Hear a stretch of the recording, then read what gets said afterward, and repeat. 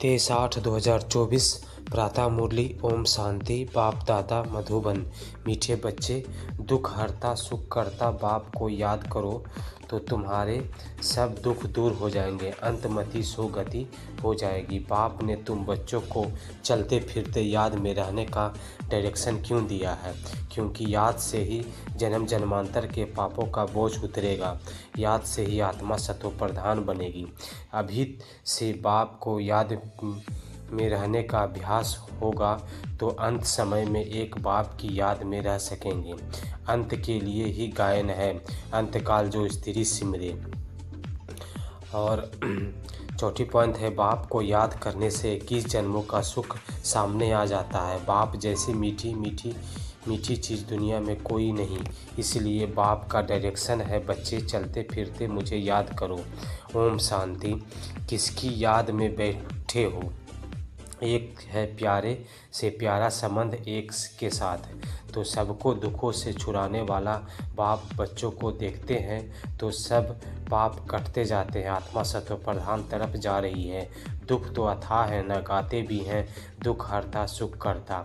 अब बाप तुमको सच सच दुखों से छुड़ाने आए हैं। स्वर्ग की में दुख का नाम निशान नहीं होता है। ऐसे बाप को याद करना बहुत ज़रूरी है। बाप का बच्चों के प्रति प्यार होता है ना, यह तो तुम जानते हो। बाप का किन किन बच्चों पर प्यार है। बच्चों को समझाया जाता है, अपने को आत्मा समझो, दे नहीं समझो। जो अच्छे रत्न हैं वह बाप को चलते फिरते फिर याद करते हैं, फिरते याद करते हैं। यह भी कोई कहते हैं क्योंकि तुम्हारा जन्म जन्मांतर से पापों का घड़ा भरा पड़ा है, तो इस याद की यात्रा से तुम पाप आत्मा से पुण्य आत्मा बन जाएंगे। यह भी तुम बच्चे जानते हो कि यह पुराना तन है, दुख आत्मा को ही मिलता है। शरीर को चोट लगने से आत्मा को दुख फील होता है। आत्मा कहती है मैं रोगी हूँ, दुखी हूँ। यह है दुख की दुनिया, कहाँ भी जाओ तो दुख ही दुख है। सुख धाम में तो दुख हो न सके, दुख का नाम लिया तो गोया इस दुख धाम में हो। सुख धाम में तो जरा भी दुख नहीं, समय भी बाकी थोड़ा है, इसमें थोड़ा पूरा पुरुषार्थ करना है बाप को याद करने का। जितना याद करेंगे उतना सत्व प्रधान बनते जाएंगे। पुरुषार्थ करके अवस्था ऐसी जमानी है जो तुमको पिछाड़ी में सिवाय एक बाप के कुछ याद ना आए। यह गीत भी है, अंतकाल जो स्त्री सिमरे। यह अंतकाल है ना, पुरानी दुनिया दुखधाम का अंत है। अभी तुम सुखधाम चलने का पुरुषार्थ करते हो, तुम शूद्र से ब्राह्मण बने हो, यह तो याद आना रहना चाहिए ना। शूद्र को दुख और दुख के निकल फिर अब चोटी पर चढ़ रहे हैं, तो एक बाप को याद करना है। मोस्ट बिलवेड बाप है ना, है उनसे मीठी चीज़ कोई सी होती है। आत्मा उस परमपिता परमात्मा को याद करती है ना, सब आत्माओं का बाप है, उनसे मीठी इस दुनिया में कोई चीज़ हो न सके। इतने सब ढेर बच्चे हैं, कितने में याद आते होंगे सेकंड में। अच्छा, सारे सृष्टि का चक्र कैसे फिरता है वह भी तुम बच्चों की बुद्धि में अर्थ सहित है। जैसे कोई ड्रामा देखकर आते हैं, कोई पूछेंगे ड्रामा याद है, तो हाँ कहने से हमारी बुद्धि में आ जाता है शुरू से लेकर अंत तक। बाकी यह वर्णन करके सुनाने में तो समय लगेगा। बाबा बेहद का बाबा है, उसको याद करने से 21 जन्मों का सुख सामने आ जाता है। बाप से यह वर्षा मिलता है, सेकेंड में बच्चों को बाप का वर्षा सामने आ जाता है। बच्चा पैदा हुआ, बाप जान जाते हैं, बारिश ने जन्म लिया, सारी मिलकित याद आ जाएगी। तुम भी अकेले अलग अलग बच्चे हो, अलग अलग वर्षा मिलता है ना, अलग अलग याद आते हो। हम बेहद के बाप के वारिस हैं। सतयुग में तो एक ही बच्चा होता है, वह सारी मिलकित का वर्षा ठहरा। बच्चों को बाप मिला और विश्व का मालिक बना। सेकेंड में देरी नहीं लगती। बाप कहते हैं तुम अपने को आत्मा समझो, फीमेल मत समझो, आत्मा तो बच्चा है ना। बाबा कहते हैं हमें सब बच्चे याद पड़ते हैं, आत्माएं सब भाई भाई हैं। हम सब धर्म वाले आते हैं, वह कहते हैं सब धर्म वाले भाई भाई हैं, परंतु समझते नहीं। अभी तुम समझते हो कि हम बाबा के मोस्ट बिलवेड बच्चे हैं। बाप को पूरा बेहद का वर्षा ज़रूर मिलेगा, वैसे लगे हैं वह तुम बच्चों को बेहद बच्चों को सेकेंड में याद आ जाता है, हम सतो प्रधान से फिर तमो प्रधान बने, अब फिर सतो प्रधान बनना है। तुम जानते हो बाबा से हमको स्वर्ग के सुखों का वर्षा लेना है। बाप कहते हैं अपने को आत्मा समझो, देह तो विनाशी है, आत्मा ही शरीर छोड़कर चली जाती है, फिर जाकर दूसरा नया शरीर गर्भ में लेती है। पुतला जब तैयार होता है तब आत्मा उसमें प्रवेश करती है, परंतु वह तो रावण के बस है, विकारों के बस जेल में जाते हैं। वहाँ तो रावण होता है ही नहीं, दुख की बात ही नहीं। जब बूढ़े होते हैं तब मालूम पड़ता है अभी यह शरीर छोड़ हम एक दूसरे के शरीर में जाकर प्रवेश करेंगे। वहाँ तो डर की कोई बात ही नहीं, यहाँ तो कितने डरते हैं, वहाँ निडर होते हैं। बाप तुम बच्चों को अपार सुखों में ले जाते हैं।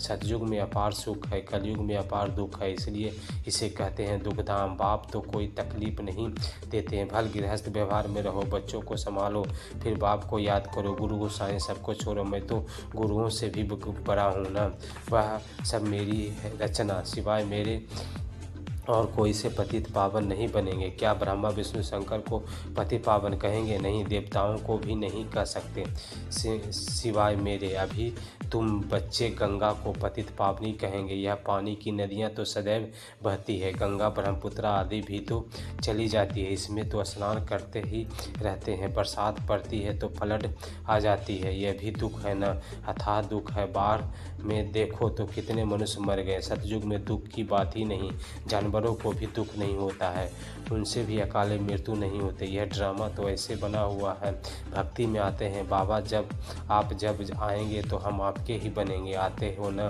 दुखधाम में अंत में और सुखधाम आदि के बीच में आएंगे, परंतु यह किसी को पता नहीं सृष्टि की आयु कितनी होती है, यह भी नहीं जानते। बाप कितना सहज बतलाते हैं। आगे तुम जानते थे क्या कि सृष्टि चक्र की आयु 5000 वर्ष है, वह तो लाखों वर्ष कह देते हैं। अभी अब आपने समझाया है 1250 वर्ष का हर एक युग दिखाते हैं।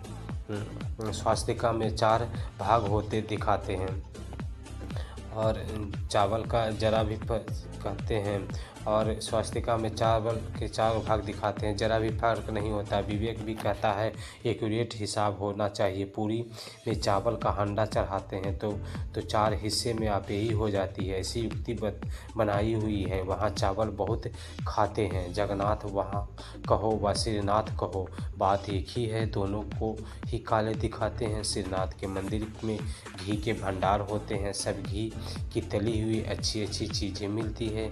बाहर में दुकान लग जाते हैं, कितना भोग लगता होगा। सब यात्री जाकर दुकानदारों से लेते हैं। जगन्नाथ में फिर चावल ही चावल होते हैं। वह जगत नाथ व श्रीनाथ सुखधाम और दुखधाम को दिखाते हैं। श्रीनाथ सुखधाम का था, एक दुखधाम के काले इस समय बन गए हैं। कामचिता पर चढ़ के जगन्नाथ को सिर्फ चावल का भोग चढ़ाते हैं। इनको गरीब उनको साहूकार दिखाते हैं। ज्ञान का सागर एक बाप ही है, भक्ति को कहा जाता है। ज्ञान उनसे कुछ मिलता नहीं, वहाँ से गुरु लोगों को आमदनी बहुत होती है। होशियार होगा, उनसे कोई सीखेगा तो वह कहेगा यह हमारा गुरु है, उसने हमको यह सिखाया। यह सब जिस्मानी है, जन्म लेने वाला। अभी तुम्हारे साथ कौन है? विचित्र बाबा आप कहते हैं यह है मेरा शरीर, नहीं है, यह तुम्हारे सब दादा का शरीर है। इसमें पूरे जन्म इसमें प्रवेश करता हूँ और तुमको सुखधाम में ले जाने के लिए। इसने पूरे 84 जन्म लिए हैं। इनको गौमुख भी कहते हैं। गौमुख पर कितना दूर दूर से आते हैं, वहाँ भी गौमुख है। पहाड़ से पानी जरूर आएगा, कुएं से भी रोज़ रोज़ पानी पहाड़ से आता है, वह कभी बंद नहीं होता, पानी आता भी रहता है। कहाँ से भी नाला निकला तो उनको गंगा जल कह देंगे। वहाँ जाकर स्नान करते हैं, गंगा जल समझते हैं, लेकिन पतित से पावन इस पानी से थोड़े ही बनेंगे। बाप कहते हैं पतित पावन मैं हूँ, आत्माएं को में कम याद करो। देह सही देह के सब संबंधों को छोड़ अपने को आत्मा समझकर मुझे याद करो, तुम्हें जन्म जन्मांतर के पाप भस्म हो जाएंगे। बाप तुमको जन्म जन्मांतर के पापों से छुड़ाते हैं। इस समय तो दुनिया के सभी पाप करते रहते हैं, कर्म भोग है ना। अगले जन्म में पाप किया है। 63 जन्म का हिसाब किताब है। थोड़ी थोड़ी कला कम होती जाती है, जैसे चंद्रमा की कला कम होती जाती है ना। तो यह फिर बेहद का दिन रात अब सारी दुनिया पर है, उसमें भी खास भारत पर राहु की दशा बैठी हुई है, राहु का ग्रहण लगा हुआ है। अभी तुम बच्चे श्याम से सुंदर बन रहे हो, इसलिए श्री कृष्ण को श्याम सुंदर कहते हैं। सचमुच में काला बना देते हैं, कामचिता पर चढ़े हैं, निशानी दिखा दी है, परंतु मनुष्यों को कुछ बुद्धि चलती नहीं है। एक सामरा दूसरा गोरा कर देते हैं। अभी तुम गोरा बनने का पुरुषार्थ कर रहे हो, सतो प्रधान बनने का पुरुषार्थ करेंगे तब तो बनेंगे ना। इसमें तकलीफ की बात ही नहीं है। यह ज्ञान अभी तुम बच्चों को प्राय लोप हो जाता है। भल गीता पढ़ेंगे, परंतु यह ज्ञान तो सुना न सके। यह भक्ति मार्ग है, इसके लिए पुस्तक, भक्ति मार्ग के लिए ढेर सामग्री है, ढेर शास्त्र है। कोई क्या पढ़ते हैं, कोई क्या करते हैं। राम के मंदिर में भी जाते हैं, राम को भी काला कर दिया है। विचार करना चाहिए कि काला क्यों बनाते हैं। काली भी है, मामा कहकर हैरान होते हैं। सब में काली, सबसे काली वह है और बहुत भयानक दिखाते हैं। उनको फिर माता कहते हैं। तुम्हारे यह ज्ञान कटारी आदि है, तो उन्हों को भी हथियार दे दिए हैं। वास्तव में काली पर मनुष्यों को बलि चढ़ाते हैं। अभी गवर्नमेंट ने बंद कर दिया है। आगे सिंध में देवी के मंदिर नहीं था, जब बम फटा तो एक ब्राह्मण बोला, काली ने हमें आवाज़ दिया है, हमारा मंदिर है नहीं, जल्दी बनाओ नहीं तो और भी बम फटेंगे। बस ढेर पैसे इकट्ठे हो गए, मंदिर बन गया। अभी देखो ढेर मंदिर है, कितने जगह भटकते रहते हैं। बाप तुमको इन सब बातों से छुड़ाने के लिए समझाते हैं, किसकी गलानी नहीं करते। बाप ड्रामा समझाते हैं, यह सृष्टि चक्र कैसे बना हुआ है। जो कुछ तुमने देखा वह फिर होगा, जो चीज़ नहीं है वह बनती है। तुम समझ गए हो, हमारा राज्य था वह हमने गंवाया है। अब फिर बाप कहते हैं, बच्चे नर से नारायण बनना है तो पुरुषार्थ करो। भक्ति मार्ग में तुम आत्म कथाएं सुनते आए हो, अमर कथा सुनी फिर अमर बने क्या? किसी को ज्ञान का तीसरा मृत मिला क्या? यह बाप बैठकर समझाते हैं। इन आँखों से कुछ भी इविल न देखो, सिविल आँखों से देखो, क्रिमिनल से नहीं। इस पुरानी दुनिया को न देखो, यह तो खलास हो जानी है। बाप कहते हैं, मीठे मीठे बच्चों, हम तुमको राज देकर आते हैं 21 जन्म के लिए। वहाँ कोई और राज होता नहीं, दुख का नाम नहीं। तुम बड़े सुखी और धनवान होते हो। वहाँ तो मनुष्य कितना भूख मरते हैं, यहाँ मनुष्य कितना भूख मरते हैं। वहाँ तो सारे विश्व में तुम राज्य करते हो। कितनी थोड़ी ज़मीन चाहिए, थोड़ा बगीचा, फिर वृद्धि होते रहते हैं। कलयुग अंत तक कितना बड़ा हो जाता है और 5 विकारों की परिव्यवस्था के कारण यह कांटों का जंगल बन जाता है। बाप कहते हैं, काम महाशत्रु है, इस पे तुम आदि मध्य अंत दुख पाते हो। ज्ञान और भक्ति को भी अब तुमने समझा है, विनाश सामने खड़ा है, इसलिए अब जल्दी जल्दी पुरुषार्थ करना है, नहीं तो पाप भस्म नहीं होंगे। बाप की याद से ही पाप कटेंगे। पतित पावन एक बाप ही है। कल पहले जिन्होंने पुरुषार्थ किया है वह करके ही दिखाएंगे।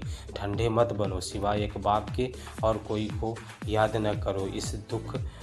यह दुख देने वाले हैं, जो सदा सुख देने वाला है उनको याद रखो। इसमें गफलत नहीं करनी है, याद नहीं करेंगे तो पावन नहीं बनेंगे। अच्छा, मीठे मीठे सिकले दो बच्चों प्रति माता पिता बाप दादा का याद प्यार। Good morning. रूहानी बाप की रूहानी बच्चों को नमस्ते, रूहानी बच्चों की रूहानी बाप को नमस्ते। धारणा के लिए मुख्य सार है, इन आँखों से इबिल बुराई नहीं देखना है। बाप ने जो ज्ञान का तीसरा नेत्र दिया है उस सिविल नेत्र से ही देखना है। सतो प्रधान बनने का पूरा पुरुषार्थ करना है। और दूसरी पॉइंट है, गृहस्थ व्यवहार को संभालते हुए प्यारी चीज़ बाप को याद करना है। अवस्था ऐसी जमानी है जो अंत काल में एक बाप के सिवाय दूसरा कुछ भी याद ना आए। और वरदान है आज की कि अपनी श्रेष्ठ वीरता द्वारा विश्व का वातावरण परिवर्तन करने वाले आधार मूर्त भव। अपनी श्रेष्ठ वीरता द्वारा विश्व का वातावरण परिवर्तन करने वाले आधार मूर्त भव। और वरदान की डिटेल है, आप बच्चे सिर्फ अपने जीवन के लिए आधार नहीं हो, लेकिन विश्व की सर्व आत्माओं के आधार मूर्त हो।